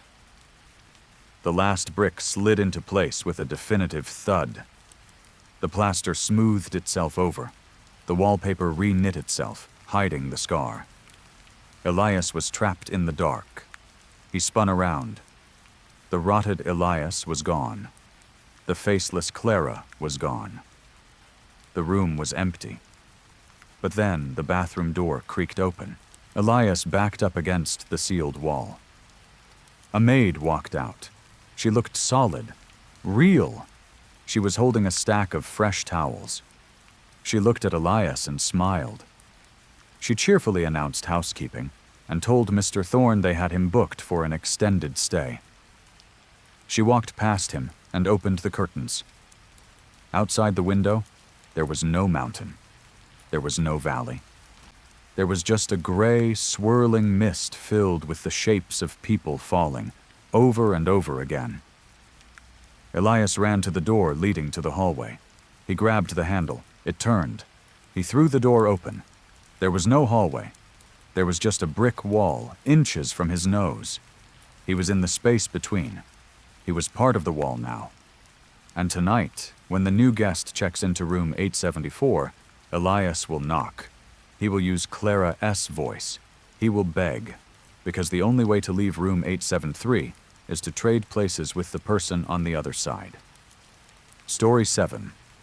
The Whistler's Jasper National Park is the wilder, rougher cousin of Banff. It is darker, denser, and far more isolated. Once you hike a few kilometers off the Icefields Parkway, you are in true wilderness, a place of ancient glaciers and forests that haven't changed since the retreat of the Ice Age. It is a place where you can disappear without a trace, and people often do. Noah Clark and his younger brother Benji grew up hiking these trails. They were experienced outdoorsmen, the kind who knew how to hang a bear bag and how to read the weather in the clouds. This trip was supposed to be a bonding experience, a multi-day trek into the backcountry near the Tonkin Valley. They set up camp in a small clearing surrounded by towering lodgepole pines, miles from the nearest road. The sun dipped below the ramparts, casting the valley in a deep blue twilight. They ate their dehydrated meals by the fire, laughing and reminiscing about old times. By 10 p.m., the fire had burned down to embers, and the cold was setting in. They crawled into their tent, a small two-man dome that smelled of nylon and old sweat. Noah zipped himself into his sleeping bag on the left, Benji on the right. Within minutes, Benji's breathing evened out into the soft snore of deep sleep. Noah lay awake for a while, listening to the wind in the trees before drifting off himself. He woke up suddenly. The tent was pitch black. He checked his watch. 2:33 a.m. He lay still, listening. He wasn't sure what had woken him. A snapping twig, an animal? Then he heard it. Someone was whistling. It was a jaunty, upbeat tune, like something from an old cartoon. It was coming from right outside the tent, maybe 10 feet away. Noah froze. His first thought was that it was another hiker. But they were miles from the trail. Who would be hiking at 2:30 in the morning without a light, whistling a happy tune? He nudged Benji. "Ben," he whispered. "Ben, wake up." Benji groaned and rolled over, mumbling something incoherent. The whistling stopped. Noah held his breath. The silence stretched for a minute, heavy and suffocating. Then, the whistling started again. This time it was closer, 5 feet away, and it was louder. Noah sat up slowly, reaching for the bear spray in the mesh pocket of the tent. "Hey!" he shouted, his voice shaking slightly. "Who's out there?" The whistling cut off instantly. "We have bear spray," Noah yelled. "Identify yourself." Silence. Just the wind. Noah waited. His heart was hammering against his ribs. He felt Benji shift beside him. "What's going on?" Benji whispered, his voice groggy. "Shh," Noah hissed. "There's someone outside." They listened together. For 5 minutes, there was nothing. Noah began to relax. Maybe he had dreamt it. Maybe it was the wind whistling through a hollow log. Then, from directly behind Noah's head, separated only by the thin nylon of the tent wall, The whistling started again. It was soft, intimate, and it was the same tune. Noah scrambled forward, away from the wall. He grabbed his flashlight and clicked it on. The beam illuminated the small space of the tent. Benji was sitting up, rubbing his eyes. "Noah, stop it," Benji said. "It's not funny." "I'm not doing it," Noah snapped. "Yes, you are," Benji said, looking annoyed. "I can hear you. You're whistling that song Dad used to hum." Noah stared at him. "Benji, I am looking right at you. My mouth is not moving." Benji frowned. "Then who?" The whistling started again. But this time, it wasn't coming from outside. It was coming from above them. Noah shone the light up at the roof of the tent. There was nothing there but the mesh gear loft. But the sound was distinct. It was coming from the air directly above the tent, hovering, and then the tune changed. It stopped being a melody. It became a mimicry. "Noah, stop it," a voice whistled. It wasn't spoken. The words were formed by the modulation of the whistle. It sounded like a flute trying to speak English. "It's not funny," the whistle voice said. Benji went pale. That was my voice." "I have bear spray," the whistle voice mocked, this time mimicking Noah. Noah grabbed the zipper of the tent door. "We need to go," he said. "We need to get to the tree line." "No," Benji grabbed his arm. "Don't go out there. That's what it wants." "We can't stay in here," Noah yelled. Suddenly, the tent wall caved in. Something heavy had pressed against it from the outside. It wasn't a hand.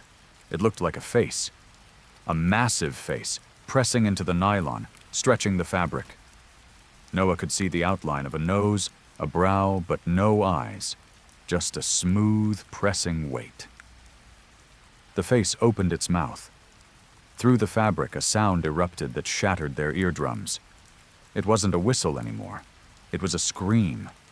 But it was a scream made of 1,000 different voices. Birds, coyotes, falling rocks, and human cries all layered on top of each other. Noah fumbled with the zipper, panicked. He ripped the door open. He grabbed Benji and dragged him out into the cold night air. They scrambled out of the tent, socks sliding on the pine needles. Noah shone his light around the campsite. It was empty. There was no giant face. There was no person. The trees stood silent and still. "Run!" Noah gasped. They ran. They didn't bother with shoes or jackets. They ran barefoot through the dark forest, tearing their feet on roots and rocks. They ran until their lungs burned, until they collapsed in a heap near a creek bed, miles from camp. They lay there in the dark, shivering violently, listening. For an hour, there was silence. Then, from the darkness of the trees across the creek, a light flickered. It was a flashlight beam. It swept across the trees and landed on them. "Hey!" a voice called out. "Is someone there?" It was a ranger. Noah almost cried with relief. He stood up, waving his arms. "Over here! Help us!" The ranger walked toward them, wading through the shallow creek. He was wearing the green uniform of Parks Canada. He had a hat pulled low. "Easy, boys," the ranger said. "You look like you've seen a ghost. What are you doing out here without gear?" "Something attacked our camp," Noah stammered, his teeth chattering. It was whistling." The ranger stopped in the middle of the creek. The water rushed around his boots. He kept his head down, the brim of his hat obscuring his face. "Whistling?" the ranger asked. "Yes," Benji said. "It mimicked us." The ranger chuckled. It was a dry, rasping sound. "That's scary," the ranger said.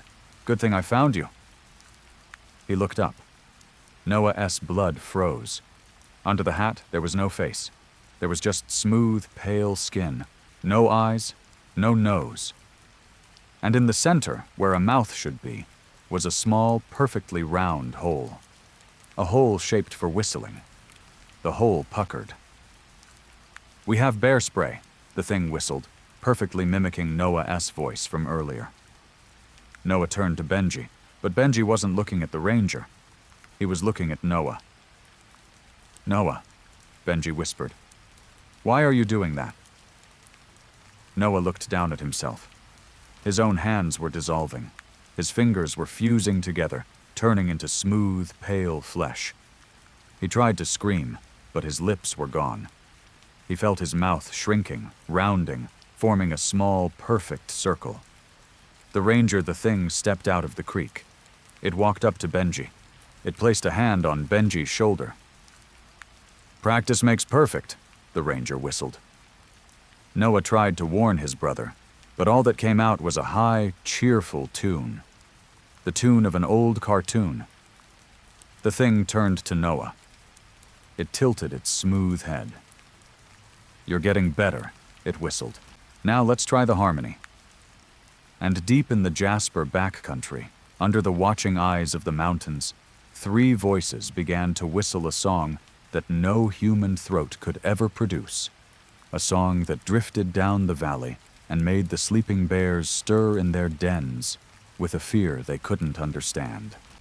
Story 8. The Frank Slide Survivor. The Calgary Stampede is the greatest outdoor show on earth. For 10 days in July, the city transforms into a chaotic carnival of cowboys, chuck wagon races, and fried food. The Midway is the beating heart of it all, a neon-lit labyrinth of rides, games, and screaming crowds. It is a place of sensory overload, where the smell of mini donuts mixes with horse manure and diesel fumes. Millions of people pass through the gates, creating a sea of faces that blur together into a single, moving organism. It is the perfect place to get lost, and it is the perfect place to be replaced. Chloe Vance was a thrill seeker. She was 21, full of cheap beer and adrenaline, wandering the fairgrounds alone after losing her friends near the Nashville North tent. It was late, just past midnight on the final Saturday.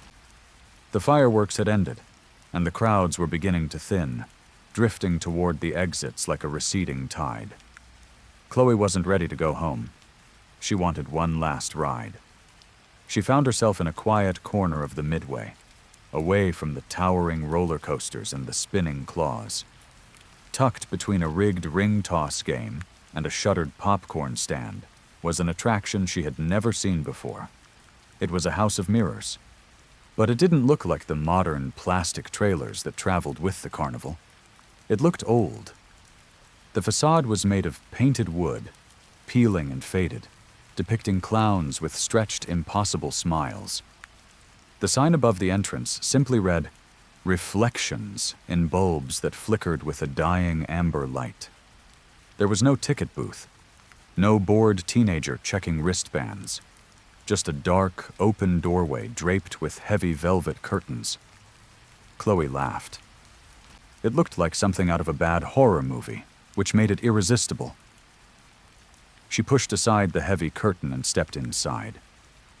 The air inside was cool and smelled of Windex and old dust. The maze began immediately. It was a classic setup. Narrow corridors walled with floor-to-ceiling mirrors, arranged in triangular patterns to disorient the walker. Chloe navigated the first few turns easily, giggling at her own reflection. There she was, blonde hair, denim vest, cowboy hat multiplied into infinity. She called out, asking if anyone was in there. Her voice echoed, bouncing off the glass, repeating her greeting over and over. She turned a corner and hit a dead end. She turned around. Another dead end. She frowned. She had just come from that direction. She spun in a circle. Every path looked the same. Every path was filled with Chloe's. She started to walk faster, trailing her hand along the glass to find the path. Her fingertips left streaks on the mirrors. She turned left, then right, then left again. The maze seemed larger on the inside than the outside. The silence was absolute, cutting off the noise of the Midway completely. She stopped to catch her breath. She looked at her reflection in the panel directly in front of her. The Chloe in the mirror looked tired. her makeup slightly smudged. Chloe reached up to fix her hat. The reflection didn't move. Chloe froze. Her hand was on the brim of her hat. The reflection's hand was hanging by its side. Chloe lowered her hand slowly. The reflection watched her. Its eyes were sharp, aware. She whispered a curse. The reflection smiled. It wasn't a nice smile. It was the smile of the clowns painted on the outside, stretched too wide, showing too many teeth. Chloe stumbled back. She bumped into the mirror behind her. She spun around. The reflection in the rear mirror was doing it too. It was standing still, arms crossed, judging her. She looked down the corridor. In every single panel of glass, there was a Chloe. But none of them were moving with her. They were all doing different things. One was fixing her hair, one was checking her phone, one was pointing at her and laughing silently. Panic, cold and sharp, pierced through the alcohol haze. Chloe ran. She didn't care about the path anymore. She ran blindly, slamming into glass walls, bruising her shoulders. She could hear the dull thud of her body hitting the panels, but every time she hit a mirror, the reflection on the other side didn't flinch. They just watched.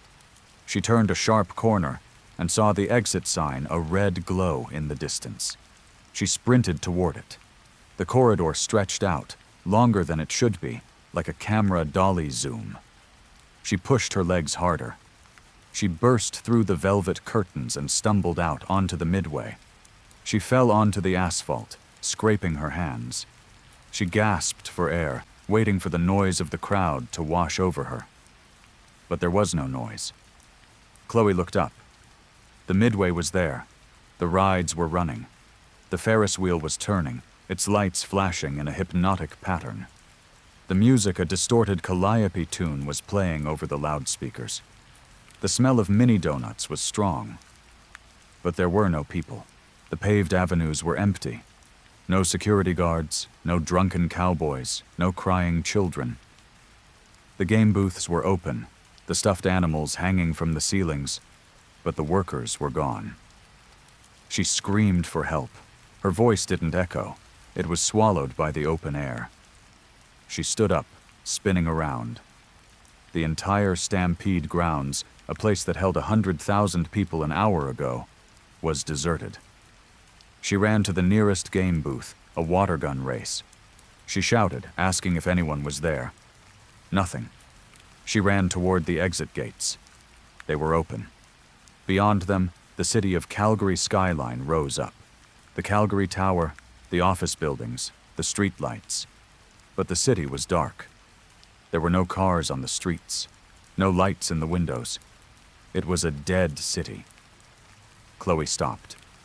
A terrible thought began to form in her mind. She looked down at a puddle of soda spilled on the asphalt near her feet. She looked into the liquid. There was no reflection. She waved her hand over the puddle. Nothing. Just the dark liquid reflecting the flashing lights of the Ferris wheel. She ran to a polished metal trash can. No reflection. She ran back to the house of mirrors. The velvet curtains were still swaying. She approached the facade. There was a large mirror mounted next to the entrance, the kind used to let people check their appearance before going in. Chloe stood in front of it. The glass was empty. It showed the empty midway behind her. It showed the flashing lights. But where she stood, there was nothing. Then, movement caught her eye. Deep inside the mirror, far in the background of the reflection, she saw a girl. The girl was wearing a denim vest and a cowboy hat. She was running. She was banging on the glass from the inside. It was Chloe, the real Chloe. And surrounding the real Chloe were thousands of people. The midway in the mirror was packed. The noise of the crowd was muffled but visible. People were laughing, walking, eating. The real Chloe in the mirror saw her. She ran up to the surface of the glass, pressing her hands against it. She was screaming, her face twisted in terror, looking out at the empty, silent world where the copy now stood. The copy, the consciousness that thought it was Chloe, raised a hand to the glass. The real Chloe on the other side pounded her fists against the barrier. A family walked past the mirror in the reflection. A little boy looked at the glass, pointed at the trapped girl, and laughed. The father pulled him away, not seeing her. The copy realized then what had happened. She hadn't escaped the maze. She had been processed. She was the reflection that didn't match. She had been pushed out into the negative space, the empty world that exists on the wrong side of the silver. She turned away from the mirror. The empty, silent fairgrounds stretched out before her. The rides churned on, ghosts of machines. She was free to go anywhere she wanted in this dead world. She could walk into the bank vaults. She could drive the fastest, cars. But she would never be seen again. And back in the mirror, the real Chloe was screaming silently as her reflection turned its back and walked away into the eternal neon night. Story 9. The Calgary Stampede Mirror. In the Crow's Nest Pass, history isn't something you read in a book. It is something that towers over you, blocking out the sun. On an April night in 1903, the side of Turtle Mountain collapsed. 90 million tons of limestone crashed down into the valley, burying the mining town of Frank in less than 100 seconds. It remains the deadliest landslide in Canadian history. Today, the highway cuts right through the debris field, a moonscape of massive gray boulders that stretches for miles. Tourists stop to take pictures of the mountain that moves, marveling at the destruction. But they don't stay long. There is a heaviness in the air there, a feeling of being watched by the rock itself. Emily Sato was a geologist contracted by the provincial government to monitor that heaviness. Her job was to ensure that Turtle Mountain wasn't preparing to finish what it started a century ago. She spent her days hiking the unstable peaks, checking strain gauges and seismic sensors drilled deep into the limestone. She was a rational woman, a scientist who trusted data over superstition. She knew that the mountain was technically unstable, but she didn't believe the local legends that claimed the mountain was alive, or that it had a hunger. It was a Tuesday afternoon in late October. The wind was whipping through the pass, carrying the scent of snow. Emily was collecting data from a remote sensor cluster on the north face, an area strictly off-limits to the public due to the risk of rockfall. As she downloaded the readings to her tablet, she noticed an anomaly. The seismic graph showed a rhythmic vibration deep within the core of the mountain. It wasn't the chaotic, jagged lines of a shifting plate. It was a steady, pulsing beat, like a slow drum. She followed the coordinates of the epicenter. It led her to a narrow fissure in the rock face, hidden behind a cluster of twisted pines. The fissure was new. The edges of the stone were sharp and unweathered. It was just wide enough for a person to squeeze through. Emily knew she should call it in. She knew she should wait for a team. But the pulse on her sensor was getting stronger, and curiosity is a dangerous thing for a scientist. She adjusted her hard hat, turned on her headlamp, and squeezed into the crack. The air inside was stagnant. It didn't smell like a cave usually does, damp and earthy. It smelled dry. It smelled like dust and old paper. The fissure descended steeply, winding its way down into the throat of the mountain. Emily climbed down, her boots scraping against the limestone. After 20 minutes of descent, the narrow tunnel opened up into a small, spherical cavern. It was an air pocket, miraculously preserved under millions of tons of debris. Emily shone her light around the space. The walls were made of crushed rock, held together by pressure and time. In the center of the room, half buried under a slab of limestone the size of a pickup truck, was a man. Emily gasped and scrambled backward. Her first thought was that she had found a hiker who had fallen in. She rushed forward, shouting to ask if he was okay. The man didn't move. He was lying on his stomach, the massive rock pinning him from the waist down. He was covered in a thick layer of gray dust, making him look like a statue. Emily dropped to her knees beside him. She reached for his neck to check for a pulse. Her fingers brushed his skin, and she recoiled. His skin was warm. The man groaned. It was a sound like two stones grinding together. He turned his head slowly to look at her. Emily froze. The man's face was preserved, but it was wrong. His beard was long and matted, gray with dust. His eyes were milky white, blinded by total darkness. But the most terrifying thing was his clothes. He was wearing a tattered wool shirt and heavy canvas trousers held up by suspenders. On his head, knocked askew but still strapped on, was an antique miner S-cap with a rusted oil lamp bracket on the front. He coughed, a cloud of dust puffing from his dry lips. He whispered something. Emily leaned in close. He asked her what year it was. Emily stared at him, her mind refusing to process what she was seeing. She told him it was 2024. The man closed his eyes. A single tear cut a clean track through the dust on his cheek. He whispered that it had been so long. He said he had stopped counting after the first 10 years. Emily shook her head. She told him that was impossible. The slide happened in 1903. Nobody could survive under a rock for 120 years. The man laughed. It was a dry, wheezing sound. He told her that the mountain doesn't let things go. He said the rock isn't just stone. He said it keeps what it catches. Emily panicked. She grabbed her radio, but there was no signal this deep underground. She told him to hold on. She said she was going to get help. She said they would bring hydraulic jacks to lift the rock. The man reached out and grabbed her wrist. His grip was shockingly strong, his fingers like iron claws. He told her she couldn't leave. He said the mountain had been waiting for a trade. Emily tried to pull away, but he wouldn't let go. He looked at her with his blind, white eyes. He explained that the mountain feeds on time.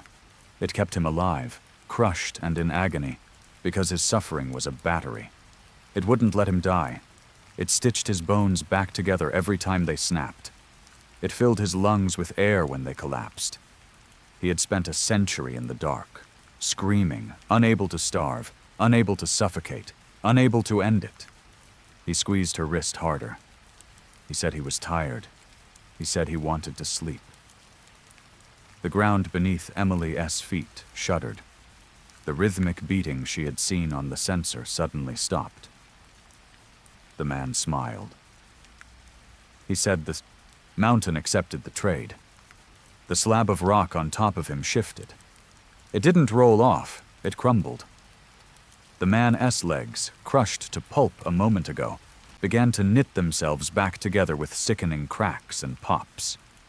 He inhaled deeply, the sound of a drowning man finally breaking the surface. Emily screamed and scrambled back, kicking at his hand until he let go. She turned and ran toward the fissure she had climbed down. But the fissure was gone. The wall of rock was solid.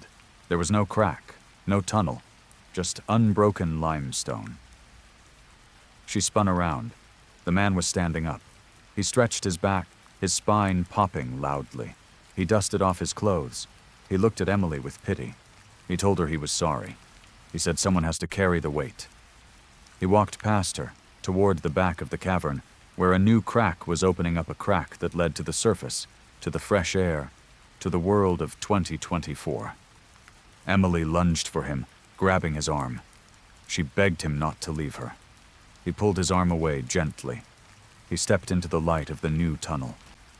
He told her not to worry. He said the first 10 years are the hardest. After that, you just become part of the stone.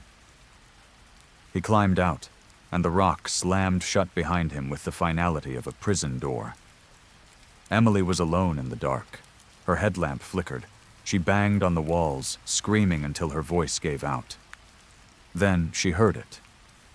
Above her, in the ceiling of the cavern, a massive slab of limestone shifted. It groaned, the sound of 90 million tons of pressure adjusting itself. Emily looked up just as the rock detached. It didn't kill her. That would have been a mercy. It pinned her. And as the dust settled and the silence returned to the heart of Turtle Mountain, Emily Sato realized with a dawn of horror that she wasn't suffocating. Her crushed lungs were drawing breath, her shattered heart was still beating, and the mountain was settling in for a long, slow meal. Story 10. The Elk Island Fog. Elk Island National Park is a sanctuary. Less than an hour east of Edmonton, it is a fenced island of wilderness surrounded by farmland. It is famous for saving the bison from extinction. Tourists drive the loop road at dusk, cameras ready, hoping to see the massive, shaggy beasts grazing in the meadows. It is a peaceful place, quiet and serene. But the locals know that the park has a different mood when the sun goes down. They know about the fog that rolls off Astatin Lake, a fog so thick and sudden that it can swallow a car whole. Hunter Hayes was a wildlife photographer who specialized in high-contrast, moody shots of Canadian fauna. He was chasing the perfect image of a bull bison in the twilight mist. He had spent the entire evening parked on the shoulder of the parkway, his telephoto lens resting on the open window frame of his SUV. The sun had set an hour ago, leaving the sky a bruised purple. The fog came out of nowhere. 1 minute, he could see the tree line across the meadow. The next, the world was white. Visibility dropped to 0. It was like someone had painted over his windshield. Hunter sighed, capped his lens, and decided to call it a night. He put the car in drive and pulled slowly onto the road, his headlights reflecting uselessly off the wall of mist. He was driving at a crawl, maybe 10 kilometers an hour, straining to see the yellow line. Suddenly, a massive shape loomed out of the white. Hunter slammed on the brakes. A bison was standing in the middle of the road. It was huge, a mountain of dark brown fur. It stood broadside, blocking the lane completely. Hunter waited. Usually they move eventually. You just have to be patient. But this one didn't move. It just stood there, huffing clouds of steam into the cold air. Then, another shape appeared on his left. Another bison, pressing against the driver's side door. Then another on the right, and another behind. Within seconds, the SUV was surrounded. The herd had emerged from the fog like ghosts. They were pressing in tight, their massive bodies rocking the car gently. Hunter felt a spike of adrenaline. Bison are unpredictable. If they decided to charge, they could crush his vehicle like a tin can. He kept his hands on the wheel, staying perfectly still. "Come on, guys," he whispered. "Just move along." The bison on the driver's side bumped the window with its snout. It left a smear of wet mucus on the glass. Hunter looked at it. It was a large female. But something was wrong with its eyes. Bison eyes are dark, wide, and set on the sides of their head. This bison's eyes were facing forward. Hunter squinted. The fog was distorting everything, but he could swear the eyes were blue. Human blue. And they were staring directly at him with an intelligence that no animal should possess. The bison reared up. Hunter gasped. Bison don't rear up like horses. Their anatomy doesn't allow it. But this one stood up on its hind legs. It towered over the car, its front hooves dangling. Then, the hooves split. The dark fur of the front legs parted, revealing pale human hands underneath. The hands reached out and grabbed the roof rack of the SUV. Hunter screamed. He fumbled for the door lock, slamming the button down. The thing outside wasn't a bison. It was a man wearing the skin of a bison. The hide was draped over him like a ceremonial cloak, the massive head acting as a hood. The man underneath was naked, his body painted with white clay. He was gaunt, his ribs showing, but his muscles were wiry and taut. He leaned down, pressing his face against the window. Under the shadow of the bison S skull, Hunter saw a mouth filled with sharpened, filed teeth. The man smiled. Hunter slammed his foot on the gas. The tires spun on the asphalt, screeching. The car lurched forward, slamming into the bison, blocking the road. But it didn't feel like hitting an animal. It felt like hitting a wall of concrete. The bison in front of him didn't budge. It caught the bumper of the SUV with its hands, human hands, emerging from the fur and lifted. Hunter-S engine roared, the front wheels spinning freely in the air. The car was being held up by sheer, impossible strength. The herd was closing in. They were all standing up now. 20 of them. 20 men and women wearing the rotting, heavy skins of the herd. They surrounded the car, their human hands slapping against the glass, their filed teeth gnashing. The man on the hood, the Alpha, climbed up onto the windshield. The glass cracked under his weight. He crouched there, staring through the spiderweb fractures at Hunter. He raised a fist. In it, he held a heavy stone. Hunter grabbed his camera. It was heavy, a professional DSLR with a massive lens. It was the only weapon he had. The Alpha smashed the stone into the windshield. The safety glass shattered, showering Hunter with diamonds. A cold, fog-damp hand reached into the car, grabbing Hunter by the collar of his jacket. Hunter swung the camera. The heavy glass lens connected with the Alpha S face with a sickening crunch. The man howled a sound that was half human scream, half bison roar, and fell back off the hood. The car dropped back onto the road with a jarring thud. The tires caught traction. Hunter floored it. He didn't look to see if the road was clear. He just drove. He plowed through the ring of figures, feeling the sickening thuds of bodies hitting the grill. He drove blind into the fog, screaming. He didn't stop until he hit the park gate, shattering the wooden arm. He drove all the way to the RCMP station in Fort Saskatchewan, his tires shredded, his windshield gone, his face bleeding from the glass. When he told the officers what happened, they looked at each other with tired eyes. They took his statement. They took photos of the damage to his car. They noted the dents, the shattered glass, and the tufts of coarse brown fur stuck in the grill. But when the lab results came back on the fur, the report was sealed. Hunter was told it was just a rogue herd, aggressive due to rutting season. They told him to be more careful next time. But Hunter knows the truth. He saw the photos he took. In the panic, his camera had fired a burst of shots when he swung it. The last photo on the memory card is blurry, taken through the shattered windshield. It shows the fog, white and swirling, and in the center, standing on the road, is the herd. They aren't animals. They are a family. And in the background, standing tall in the mist, is the real herd of bison. They are watching the humans in the skins. They aren't afraid. They are waiting. Because in Elk Island, the bison don't eat the grass. They eat what the family leaves behind.